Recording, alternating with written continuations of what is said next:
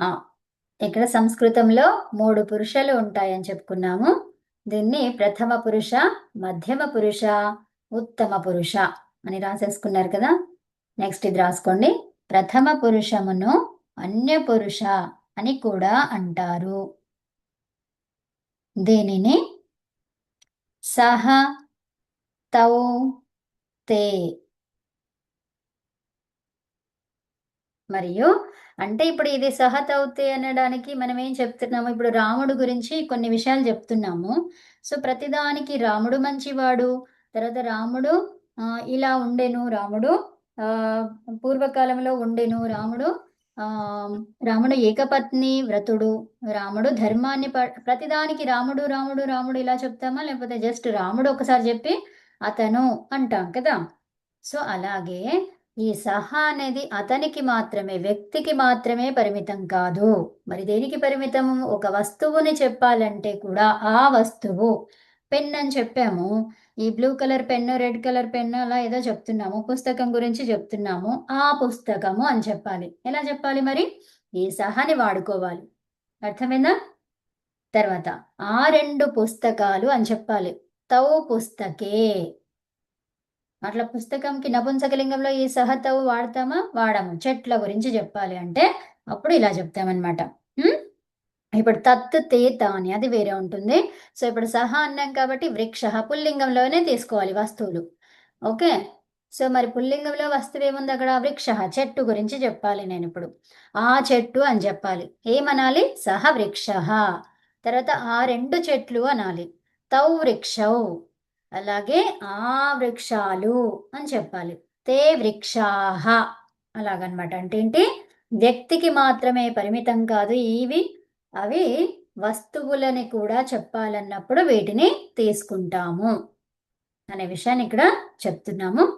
Next ఇంకా దూరంగా ఉండే వాళ్ళని చెప్పేప్పుడు కూడా ఆ మనిషిని పిలువు, ఆ చెట్టుని చూడు, ఆ పుస్తకం ఎక్కడున్నది అలాగా. అంటే దూరంగా ఉన్న వాటిని, ఉన్న వాళ్ళని మనుషులను గావచ్చు, వస్తువులను గావచ్చు.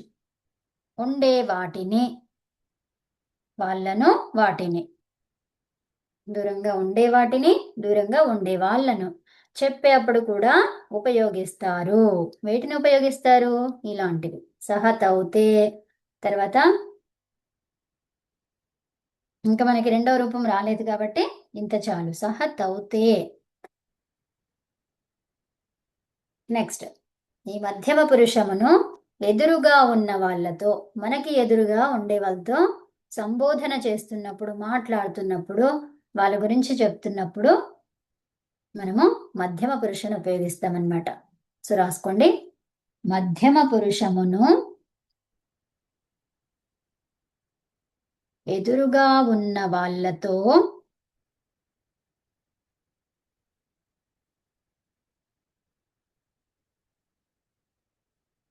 మాట్లాడేటప్పుడు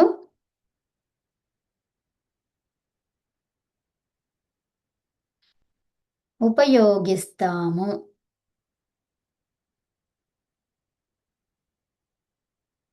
అంటే త్వం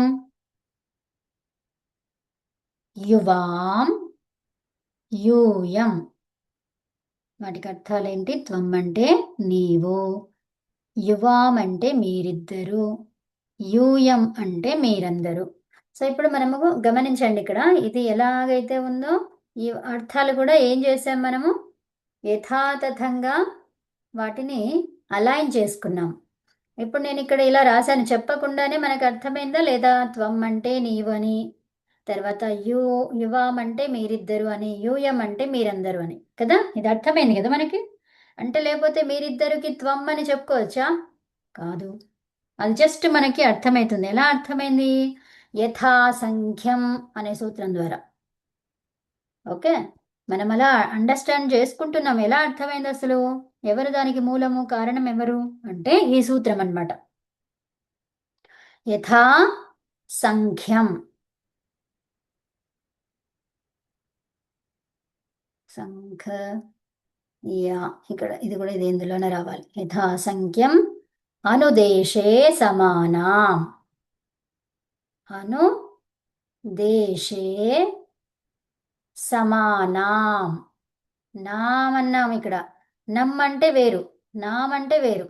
నాం అనేది మీకు తెలుసు రూపాలలో వస్తుంది. రామానాం. నాం అంటే ఏంటి?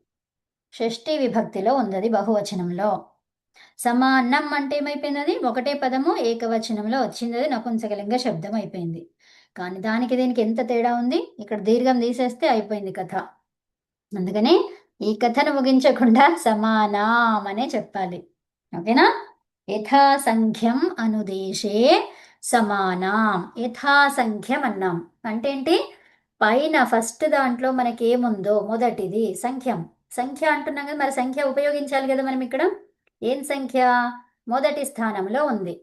యువం అనేది రెండవ స్థానంలో ఉంది, యూయం అనేది మూడవ స్థానంలో ఉంది. అలాగే మనకి పెట్టినటువంటివి ఎలా ఉన్నాయి? మొదటి స్థానము, రెండవ స్థానం, మూడవ స్థానం. సో వాటిని ఏం చేయాలంట? సమానం సరి చేసుకో. ఓకే, ఒకటికి ఒకటే అలైన్ చేసుకో, రెండుకి రెండే అలైన్ చేసుకో, మూడుకి మూడే అలైన్ చేసుకో. అంటే వాటిని అలాగే తీసుకో అని అర్థం. ఓకేనా? ఈ సూత్రం చెప్పింది మనకు. రెస్పెక్టివ్లీ. అంతే అండి, రెస్పెక్టివ్లీ. ఆ రెస్పెక్టివ్లీ అనే అర్థం ఎలా వచ్చింది మనకి? ఎలా అర్థం చేసుకున్నాము అంటే ఈ సూత్ర ప్రకారంగా అర్థం చేసుకున్నాం మనం. ఓకేనా? ఓకే, ఉత్తమ. నెక్స్ట్ ఇది రాసుకోండి. ఉత్తమ పురుష గుణం. కవిత గారు, వచనానికి కూడా సూత్రం ఉందా? వచనమా? వచనం క్రియేట్ చేయడానికి కూడా వచనము ఇప్పుడు ఉమ్, దీనికి అంతే. చెప్తున్నారు. ఆ, వచనానికి వేరే సూత్రం ఉందా అంటున్నాను. అర్థం కాలేదమ్మా నాకు. ఇప్పుడు ఏ- మీరు ఏకవచనం, ద్వివచనం, బహువచనం అన్నాం కదా. అవును, సో ఇప్పుడు- దానికి ఏమన్నా సూత్రం ఉందా? ఉంది ఉంది, అన్నీ ఉన్నాయి, అన్ని సూత్రాలతోనే. Okay, okay. సో ఉన్నాయి, వీటికి కూడా ఉన్నాయి. ద్వేకయోర్ ద్వివచనైక వచనే అంటే ఏంటి? ఏకవచన ద్వేకయోర్ అంటున్నాం, అవునా? ద్వియే. ద్వేకయో. దకారము, వకారము, యకారము. ద్వే, ద్వియే కయోహో. ఏమైపోయింది ఇక్కడ? ద్వేకయోహో అన్నాం అంటే ఏంటి? రెండింటిలో. ద్వి ఏకయోహో అన్నమాట. దాన్ని విడదీస్తే ఏమైంది? ద్వి ఏకయోహో అంటే రెండిటి గురించి, తర్వాత ఒకదాని గురించి చెప్తుంటే ద్వేకయోహో ఏమనం? ద్వేకయోర్ ద్వివచనైక వచనే. ద్వి వచనైక వచనే. ఓకే, అంటే ఏంటి? ద్వి ఏకవచనం అన్నమాట. ద్వివచనము, ఏకవచనము అన్నమాట. అర్థమవుతుందా? వచనే అన్నాం, రెండు చెప్పాము అక్కడ. వచనములో, లో అంటున్నాం అక్కడ. లో సప్తమి వస్తుంది కదా, లో అని. ద్వివచనైక వచనే, నే అంటున్నాం. అంటే ద్వివచనము, తర్వాత ఏకవచనం. అంటే ఇక్కడ రెండు ఉన్నాయి, అక్కడ రెండు ఉన్నాయి. ఏం చేస్తారు ఇప్పుడు? రెండు వస్తువుల గురించి చెప్పితే ద్వివచనము, ఒక వస్తువు గురించి ఏక అన్నాం ఇక్కడ. ఏకయోహో, ద్వి ఏకయోహో. సో ఏకవచనం గురించి చెప్తుంటే ఒక వస్తువు గురించి చెప్తుంటే ఏకవచనం తీసుకో, అది సూత్రం. ద్వేకయోర్ ద్వివచనైక వచనే. మరి బహువచనం ఏంటి? బహుషు బహువచనం. బహుషు. ఓకే, బహుషు బహువచనం అంటే చాలా వాటి గురించి. ఓకే, చాలా వాటి యందు నువ్వు వాడుతుంటే, వాటిని గురించి చెప్పాలి అని నువ్వు అనుకుంటే ఏం వాడాలంట? బహువచనం. ఇవి సూత్రాలు. రాసుకోవడానికి కుదురుతుందండి? వద్దు, ఎందుకు, ఊరికే వినండి అంతే చాలు, ఎక్కువ పెంచుకోకండి. ఓకే, సరే. సో నేను ఎప్పుడు రాసుకోమంటానో అది రాసుకోండి. మీకు ఇంకా మరి అలా కన్ఫ్యూజ్ గారు అని అనుకుంటే రాసుకోవచ్చు. ఓకే. యా, ఉత్తమ పురుషం గురించి చెప్పుకుందాం ఇప్పుడు. అవన్నీ వస్తూ ఉంటాయి. ఉత్తమ పురుషం గురించి మనం తెలుసుకునేప్పుడు, చెప్పుకునేప్పుడు అంటే ఎవరిని వాడతాము? అహం, ఆవాం, వయం. రాసుకోండి. ఈ పురుషులకి కూడా ఉన్నాయన్నమాట. ఓకే, ప్రథమ పురుష అంటే ఏంటి, మధ్యమ పురుష అంటే ఏంటి, ఉత్తమ పురుష అంటే ఏంటి. ఈ ప్రథమ మధ్యమ చెప్పిన తర్వాత ఇంకా శేషే ప్రథమ, ఐ మీన్ మధ్యమ ఉత్తమ చెప్పాక శేషే ప్రథమ, మిగిలిందంతా కూడా ప్రథమము. ఈ మిగిలింది ఏముంది, నువ్వు నేను వదిలేసిన తర్వాత సృష్టి మొత్తం, అవునా? ప్రథమ పురుషం.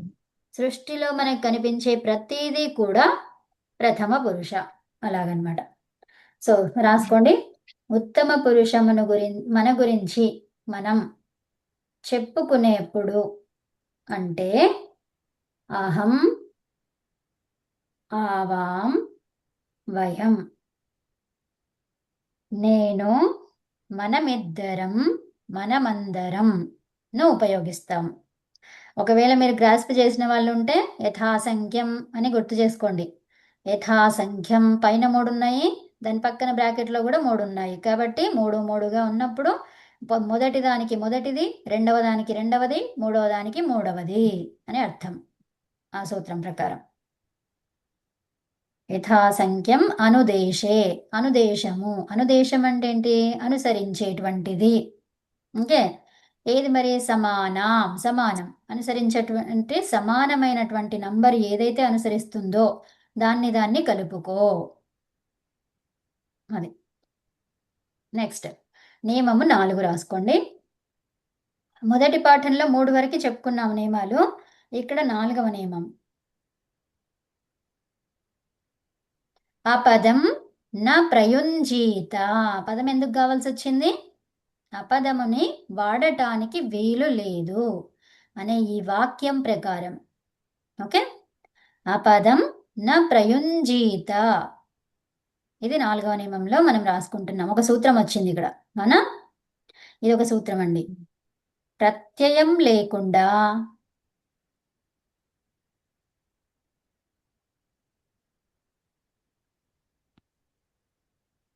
ఇది ఇక్కడ రాస్తున్నాం మనం. ఏదైనా శబ్దమును కానీ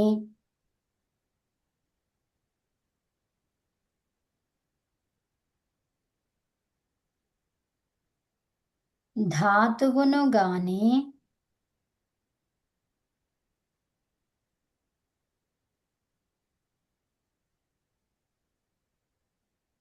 ఉపయోగించరాదు.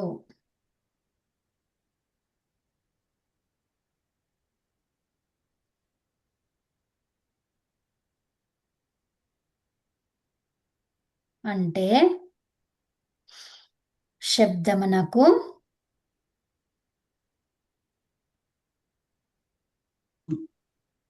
అంతిమంలో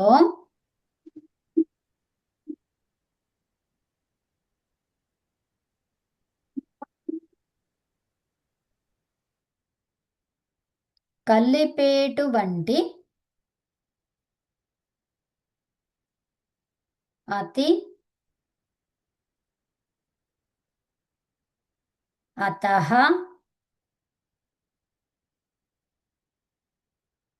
అంతి, ఇవే కాకుండా ఇది ఎట్సెట్రా అన్నమాట. ఇత్యాది అంటే ఎట్సెట్రా. మొత్తం ఎన్ని చెప్పుకున్నాము, ఎన్ని విభక్తులు ఉంటాయి, 7 విభక్తులు. ఎన్ని వచనాలు, 3 వచనాలు. మొత్తం ఎన్ని అయ్యాయి, 21 ప్రత్యయాలు. అందుకని ఇత్యాది, ఎట్సెట్రా. ఇక్కడ 3 మాత్రమే ఇచ్చాము, ఇంకెన్ని ఉన్నాయి, 3 పోగా 18 ఉన్నాయి. ఇంకా 18 ఇత్యాది అన్నమాట. అతి, అతః, అంతి ఇత్యాది ప్రత్యయాలు లేకుండా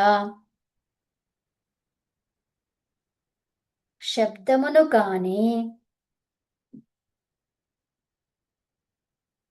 ధాతువును కాని ఉపయోగించరాదు.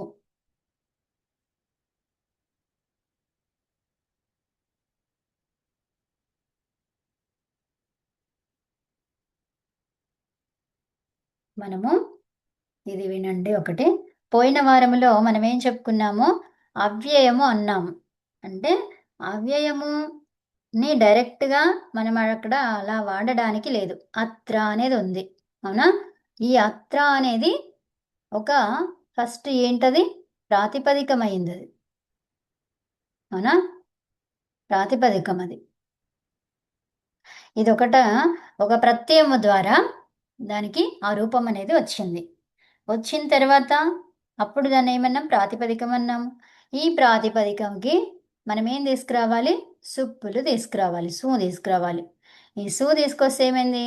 మరి విసర్గ రావాలి కదా. ఈ స్ పదాంతములో ఉన్న సకారానికి విసర్గ కావాలి. మరి ఆ విసర్గ ఎందుకు కాలేదు, ఏమైంది అంటే దీనికి ఏమని పేరు పెట్టారు? అవ్యయం. దీనికి అవ్యయం అని పేరు పెట్టారు. అవ్యయం అని పేరు పెట్టిన తర్వాత ఈ ఉన్నటువంటి ప్రత్యయానికి ఏం జరుగుతుంది? లోపం జరుగుతుంది. ఓకే, ఆ ఉన్న ప్రత్యయానికి లోపం జరుగుతుంది. సో లోపం అయిపోయి మళ్ళీ మనకి ఏం మిగిలింది? అత్ర అని మిగిలింది. ఇప్పుడు అది ఏమైంది? అత్రహ అని కాకుండా జస్ట్ అత్ర అయిపోయింది. అర్థమైనా? అవ్యయము అన్నాం దాన్ని అక్కడ. ఈ అవ్యయం అని పేరు పెట్టినటువంటివి 5 సూత్రాల ద్వారా చెప్పడం జరిగింది. అవ్యయం అని పేరు 5 సూత్రాల ద్వారా చెప్పడము జరిగింది. సో అదనమాట. ఓకే, సో ఇది రాసేసుకోండి. జస్ట్ ఈరోజు 5 అని గుర్తుపెట్టుకోండి. నెక్స్ట్ క్లాస్లో అవేంటో 5 మళ్ళీ చూసుకుందాం. జస్ట్ కొంచెం కొంచెంగా మనం గ్రాస్ప్ చేద్దాం, కొంచెం కొంచెంగా తీసుకుందాం. ఆ తర్వాత వాటిని మళ్ళీ మళ్ళీ చెప్పుకుంటూ మీకు అక్కడికి వెళ్ళేలాగా చేద్దాం. భగవంతుడు తన రూపాన్ని ఒక్కసారే చూపించాడు, కొంచెం కొంచెం కొంచెం కొంచెంగా చూపిస్తాడు. ఓకే అమ్మా. అట్లాగనే సో ఉదాహరణ రాసుకోండి అమ్మా. గృహ, పుస్తక, భోజన ఇలా ఉపయోగించరాదన్నమాట. ఇవి ఏది పదం కాదు కాబట్టి. ఓకే, మనకి ప్రత్యయాలు కనిపిస్తలేవు, మరి వచ్చి వెళ్ళిపోయిందేమో మనకు తెలియదు కదా, అది కూడా అనుకోవచ్చు కదా. కానీ అక్కడ అది లేదు, అట్లాగా అలాంటి రూపాలు లేవన్నమాట. అది ఎవరికి తెలుస్తుంది? మరి ఆ మూలం చదివిన వాళ్ళకి తెలుస్తుంది. ఆ చదివిన వాళ్ళే మనకి చెప్తారు. లేదంటే మనం చెప్పింది వాళ్ళది వినకుండా మనం కంప్లీట్గా చదివిన తర్వాత మనం అర్థం చేసుకుంటాం ఫైనల్గా, ఓ వాళ్ళు చెప్పింది అది కరెక్టే అనే విషయాన్ని. అంతవరకన్నా వేచి ఉండాలి. నిరూపణ అనేది మనం చేసుకోవాలి ఖచ్చితంగా. మనం వెంటనే ఎవరు ఏది చెప్తే అది వెంటనే నమ్మొద్దు.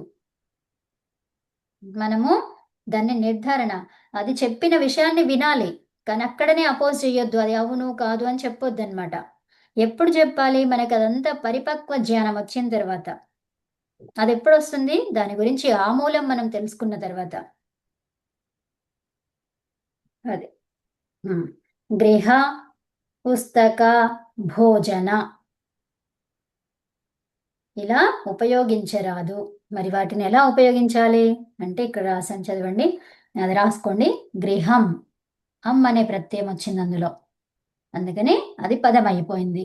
ఆ పదానికే అర్హత ఉన్నది. ఏమన్నాం ఇక్కడ పైన? ఆ పదం న ప్రయుంజీత. ఇది గుర్తు చేసుకోవాలి మనం. ఈ పదం ఎందుకు రావద్దు? ఆ పదం న ప్రయుంజీత. మనం ఒక్క వాక్యంలో చిన్నగా చెప్పడానికి ఈజీగా ఉంటుంది. అదేంటో మనకు ఫస్ట్ అర్థం కావాలి, అర్థమైనాక దాన్ని వాడాలి. ఇక్కడ ఏమన్నారు? పదము కాని దానిని ఉపయోగించకూడదు. ఆ విషయం మనకు తెలియాలి. తెలియకుండా జస్ట్ అపదం న ప్రయుంజీత అంటే ఇంకా అర్థం కాదు, అంటే అది వ్యర్థమైపోతుంది. అవునా? ఫస్ట్ మనం వ్యాఖ్యానం అర్థం చేసుకోవాలి. ఆ వ్యాఖ్యానాన్ని సింపుల్గా ఎలా చెప్పాలి అంటే ఈ విధంగా చెప్పాలి, అలా తీసుకురావాలి మనం. గృహం, అమ్మ. ఇది పయుంజీత అనాలా మేడం? ప్రయుంజీత. మళ్ళీ చెప్పండి. ఇది ఈ ఒత్తుని అన్నారు. ఇక్కడ ఇది ఎలా చదవాలి? ఇది ఏకంగా ఉన్నప్పుడు దాన్ని ఎలా చదువుతాము అంటే యకారానికి అనునాసికం పెట్టండి. ఎలా చదువుతాం దాన్ని? ఓకేనా? అయితే ఇప్పుడు జకార చకారాలు వచ్చినప్పుడు ఎలా చదవాలి? జా, చ, చ, చ ఇలాగా చదువుతాం. తర్వాత అమ్మ మ్యూట్ పెట్టుకోరా. జా. సో ఇదన్నమాట. జా, ఇవి వీటికి అనునాసికాలు పెట్టుకోండి ఇలాగా. ఓకేనా? జా అలాగా. ఓకేనా? సో ఇప్పుడు దీన్ని ఏం చదవాలి? ప్రయుంజీత, ప్రయుంజీత, ప్రయుంజీత. ఓకే, యాక్చువల్గా జకారానికి కాకుండా ఇక్కడ నకారానికి పెట్టుకోండి, అప్పుడు కరెక్ట్ అవుతుంది. అక్కడ అనునాసికాలు వస్తాయా చెప్పండి? నేను చెప్పింది కరెక్టేనా తప్ప? అచ్చులకి రావు కదా మాత్రమే దాంట్లో. అనునాసికాలు. జాకి జాకి వస్తాయి జాకి వస్తుంది కాబట్టి ఎక్కడ ఉండాలి? ఇక్కడే ఉండాలి. అర్థమైందా? అనునాసిక అచ్చులు అన్నాం మనం, అవునా? అనునాసికాలు ఎక్కడొస్తాయి? అచ్చులకి మాత్రమే, వ్యంజనాలకి కాదు. కాబట్టి ఈ njా njా njా అలా చదవాలన్నమాట. అర్థమైందా అండి? ప్రయుంజీత జీ జీ అలాగా. నెక్స్ట్ రాసుకోండి ఇది. గృహం ఏమనాలి ఇక్కడ? గృహం. రీ రీ ఇది ఎలా చదవాలి? ఇక్కడ రికారాన్ని అనునాసికంతో చదవాలి. నేను ఇక్కడ మీకు రాస్తాను చూడండి.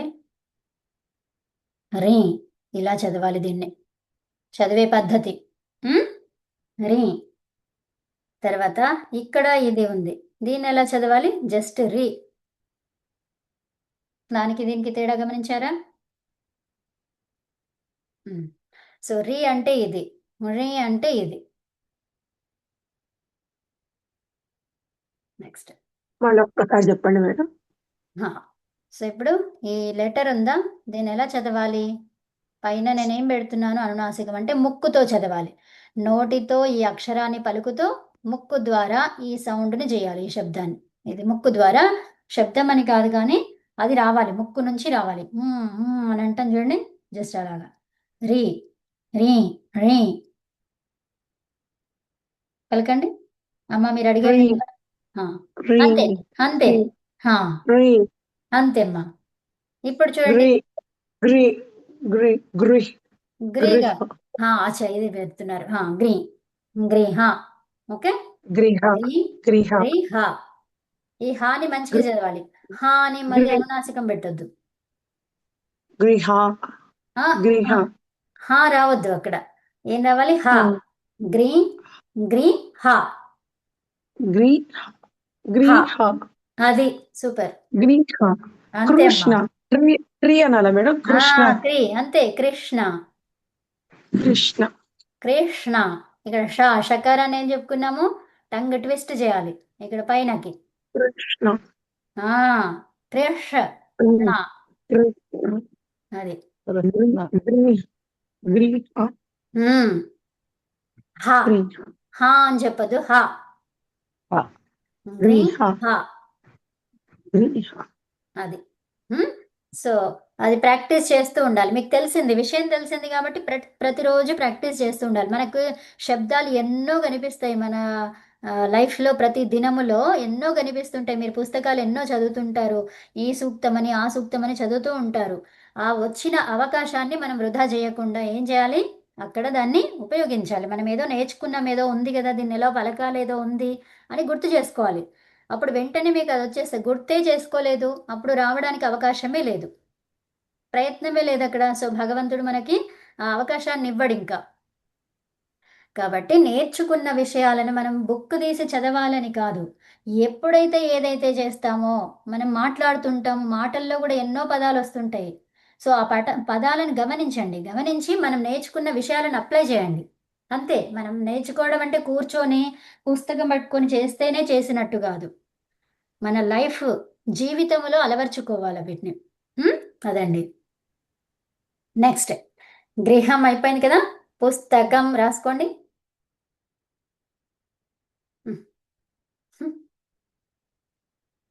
యా, పుస్తకం, భోజనం ఇలా ప్రత్యయాన్ని ఉపయోగించి రాయాలి.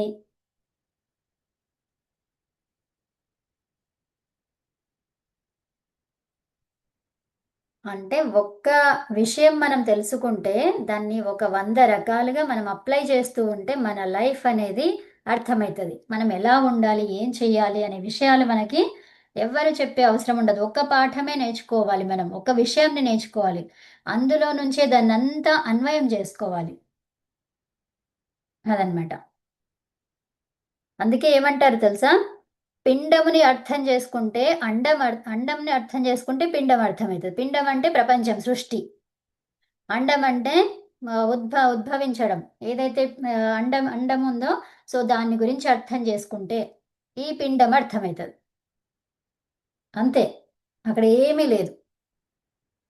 అందుకనే దాన్ని అర్థం చేసుకుంటూ ఉండాలి. మనం పుట్టినప్పుడు పిల్లలు ఎలా ఉన్నారు, ఏం చేస్తున్నారు, ప్రతి విషయాన్ని మనం గమనించాలి. గమనించాలి అంటే దానికి ఎంతో సమయం వెచ్చించాలని కాదు, ఒక్క సెకండ్ల మీద అయ్యే పనులు అంతే అవి. యా. సో అదే విధంగా ధాతువులలో పఠ్, రక్ష, ఇక్కడ చూడండి ఈ కకారం వచ్చింది, షకారం వచ్చింది అని ఎలా చదవాలి గుర్తు చేసుకోవాలి. ఇదన్నమాట, ఈ రెండు కలిపితే ఈ క్ష అనే లెటర్ వచ్చింది. ఓకే, ఇప్పుడు దీన్ని ఎలా చదవాలి? క ష ష రక్ష అలా చదవాలి. మనకి అవన్నీ మన ముందే వచ్చి కూర్చుంటాయి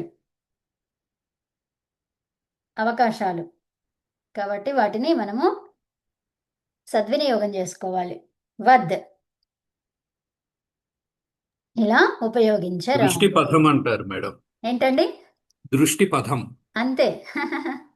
యా, దృష్టి పథంలో మనం నడుస్తూ ఉండాలి కదండి.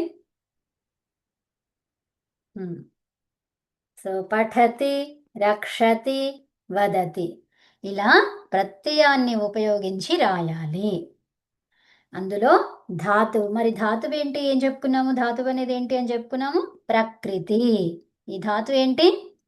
ప్రకృతి. మరి ప్రాతిపదికం ఏంటి? ప్రకృతి. సో మనం ఎప్పుడైనా ప్రత్యయం వచ్చింది అంటే ఈ రెండింటికి ప్రత్యయాలు వస్తాయి, ధాతు శబ్దాలకి, ప్రాతిపదిక శబ్దాలకి ఏమొస్తాయి? ప్రత్యయాలు వస్తాయి. ఆ ప్రత్యయాలు వచ్చాక దాన్ని ఏం చేస్తాము? పదం చేస్తాం. పదం అయ్యాకే అన్నిటి వాక్యాలలో ఉపయోగించడానికి వీలుంటుంది.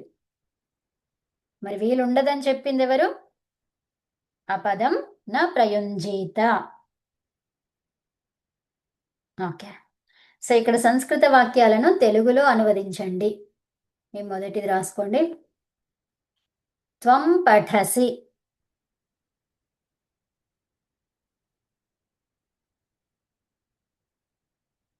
త్వం అంటే ఏం చెప్పుకున్నాం పైన?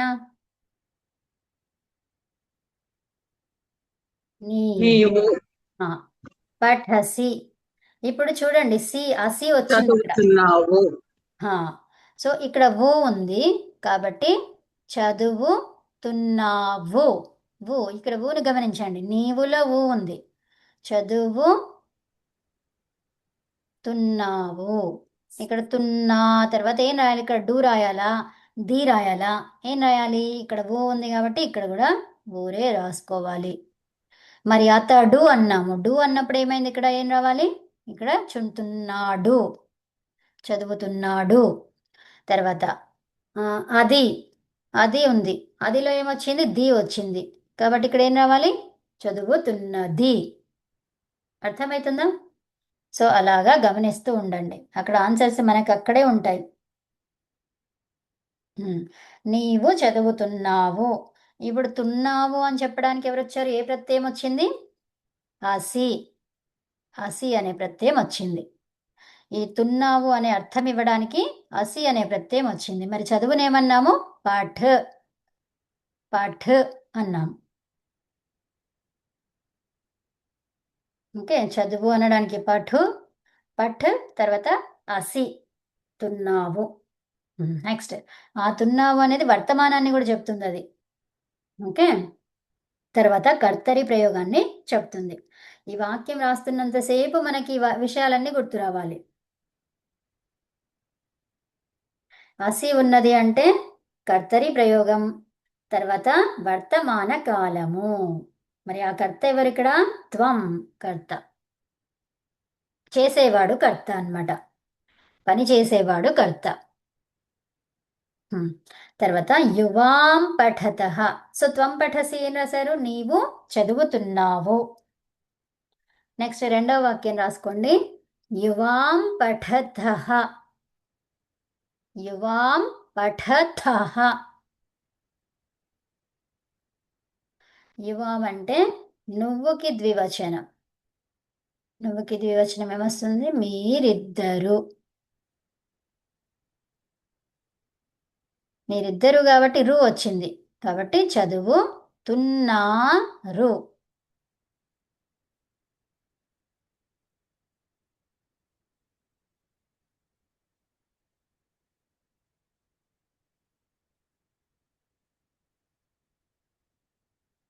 ఓకే, మీరిద్దరూ చదువుతున్నారు. రు రు. నెక్స్ట్ యూయం పఠథ. యూయం పఠథ. యూయం అంటే మనం ఏం చెప్పుకున్నాం పైన, మీరందరూ. ఇప్పుడు నువ్వుకి సంబంధించింది వచనాలు అనమాట. ఇది నువ్వు ఏకవచనం. ఈ నువ్వులు ఇద్దరైతే మీరిద్దరు, నువ్వులు ఇద్దరి కంటే ఎక్కువైతే మీరందరూ. ఇంకా నువ్వులు అంటే అక్కడ మనం తిల్లని తీసుకోవద్దు. ఓకే, సో నువ్వు అంటే ఇక్కడ ఏమి, మీరందరూ.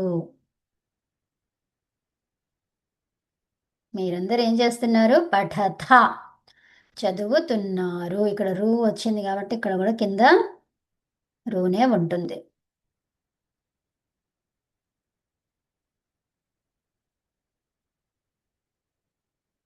నెక్స్ట్ 4వ వాక్యం రాసుకోండి. త్వం పుస్తకం పఠసి. త్వం పుస్తకం పఠసి. ఇక్కడ మీకు ఇది కనిపిస్తుంది చూడండి. యూయంలో అది కనిపిస్తుంది, తర్వాత త్వంలో ఇలా కనిపిస్తుంది, తర్వాత ఇక్కడ త్వంలో ఇదానీం.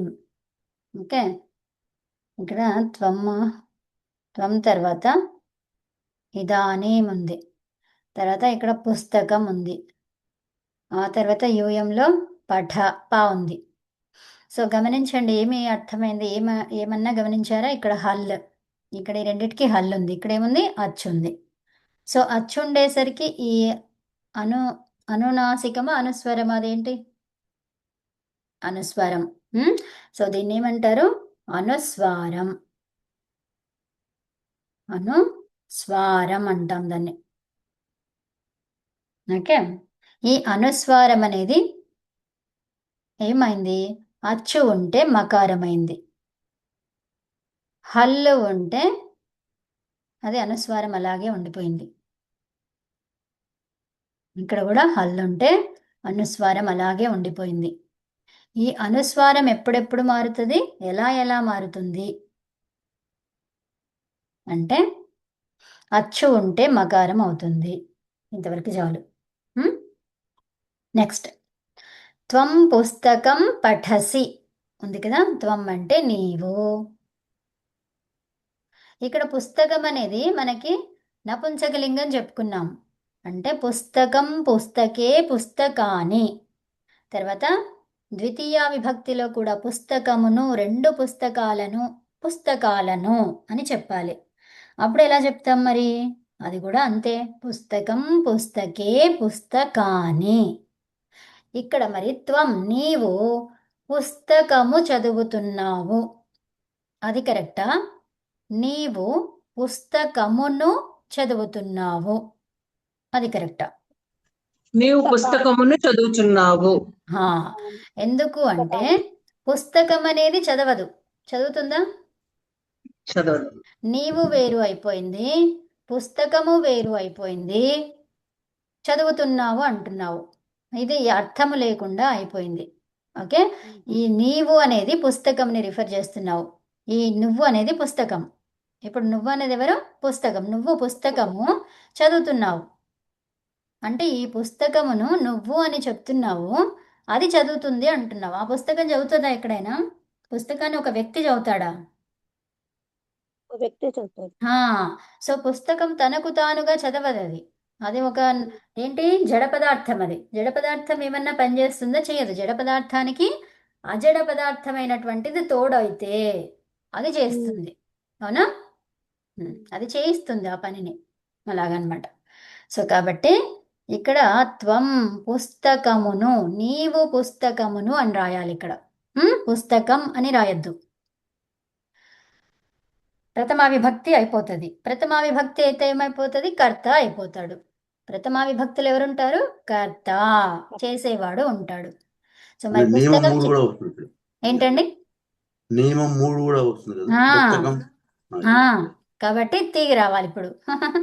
తీ కూడా రావాలి కదండి. ఉత్తమం. సో అదనమాట.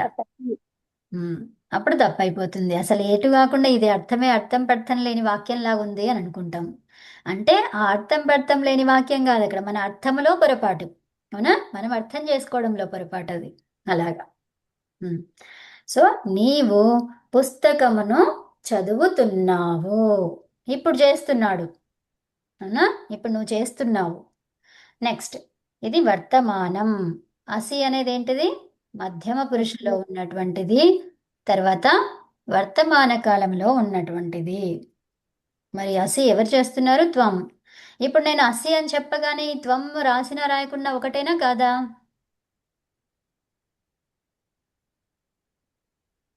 త్వం వల్ల ఒకటే. ఒకటే. త్వం రాస్తారు ఏమైనా? అంతే, మధ్యం ఒకటే. పురుషులో ఉంది. ఎందుకంటే మధ్యం పురుషులో ఉన్నది ఎవరు? నీవే. నువ్వు తప్ప ఇంకెవరు లేరు అక్కడ. అర్థమైందా? నువ్వు, మీరిద్దరు, మీరందరు. వచనాలు వేరైందే గాని నీకు సంబంధించిందే ఉంది అక్కడ. అవునా? ఇప్పుడు ప్రథమ పురుషులోకి రండి. ఏమైపోయింది? ప్రపంచమంతా ఉన్నది, సృష్టి మొత్తం అక్కడే ఉన్నది. మరి ఆ సృష్టిలో నువ్వు దేని గురించి రిఫర్ చేస్తున్నావో తెలియట్లేదు, ఏది చెప్తున్నావో తెలియట్లేదు. సో కాబట్టి అక్కడ అర్థం. లేకపోతే మనం గెస్సింగ్ల మీదనే ఉంటాం మనం. అవునా? ఆ గెస్సింగ్లు ఉండడం వల్ల ఏమైపోయింది? మనకు ఆన్సర్ రాలేదు. గెస్సింగ్లోనే ఉన్నాం. అది నేను ఒకటి అనుకుంటా, మీరు ఒకటి చెప్తారు, మీరు అనుకున్నది ఇంకోటి ఏదో ఉంటుంది. సో అప్పుడు ఏమైపోయింది? అనర్థాలు వస్తాయన్నమాట. అందుకని ఇక్కడ మెన్షన్ చేయాలి, ఎవరిని గురించి మాట్లాడుతున్నాం అనేది మెన్షన్ చేయాలి. ఇక్కడ త్వం అనేది రాసినా రాయకపోయినా ఒక్కటే. కానీ మరి ఎందుకు రాసాం ఇక్కడ? నేర్పించడానికి కోసం రాసినటువంటిది ఇది. ఇప్పుడు నేర్చుకోవడం అయిపోయింది. పుస్తకం పఠసి, అంతే. ఇది అవసరం లేదు ఇంకా. ఇది నీవు అనేది తెలియడానికి కోసం. త్వం అనేది మనం యూజ్ చేయాలి కదా. అంటే అసలు ఎవరైనా త్వం కుత్ర వసతి అన్నారు, కుత్ర వససి అన్నారు అంటే నువ్వు ఎక్కడ నివసిస్తున్నావు అని. మరి త్వం అవసరమా? అవసరం లేదు కదా. సో మరి చెప్తే పొరపాట? తప్పేం కాదు. అది రెండు ఉన్నా ఉండకపోయినా ఒక్కటే. ఈ వాక్య సౌష్ఠవం తెలియజేయడానికి కోసం అంతే. ఇక్కడ మీకు అర్థమైపోయింది, అందరికీ నేర్చుకోవడం అయిపోయింది. త్వం అంటే నీవు అనేది వచ్చేసింది, ఇంకా అది అవసరం లేదు అప్పుడు. ఓకే, అలా అన్నమాట. నెక్స్ట్ యువా ప్రెజెంట్ టెన్స్ లో ఉంది. ఉత్తమం. అవునమ్మా. తర్వాత ఇది రాసుకోండి. యువాం రాజ్యం రక్షతః. యువాం పంపిస్తారు కదా మేడం, పంపిస్తారు కదా మీరు? పంపిస్తాను. అదే అప్పుడు రాసుకోవచ్చు. ఇది ఇక్కడ ఉన్నది, మీరు తర్వాత రాసుకోవచ్చు. ఒక లైన్ వదిలేసి తెలుగు వాక్యం రాసుకోండి. రాజ్యం రక్షతః. ఇప్పుడు రాయగలిగితే ఇప్పుడు రాసేయండి. రాయలేకపోతే మిస్ అయితే అది అక్కడ చూసుకొని రాసుకోండి. మళ్ళీ కొంచెం ప్లేస్ ఇచ్చేసి. యువాం అంటే మీరిద్దరు. యువాం అంటే మీరిద్దరు. తర్వాత ఇప్పుడు ఈ యువాం అనేది మీరిద్దరు అనేది మనకి తెలియదు కాబట్టి మనం నేర్చుకోవాలి. నేర్చుకునేంత వరకు చెప్పుకుంటాము. లేకపోతే ఇది నేర్చుకున్నాక వచ్చేసాక ఇంతవరకు చాలు. రాజ్యం రక్షతః అయిపోయింది అక్కడ. ఎవరు? మీరిద్దరే చేస్తున్నారు. నా ఎదురుగా ఉండేటువంటి మీరిద్దరే రాజ్యాన్ని రక్షిస్తున్నారు. అర్థమైందా? ఆ యువాం ఎప్పుడు కావాలి?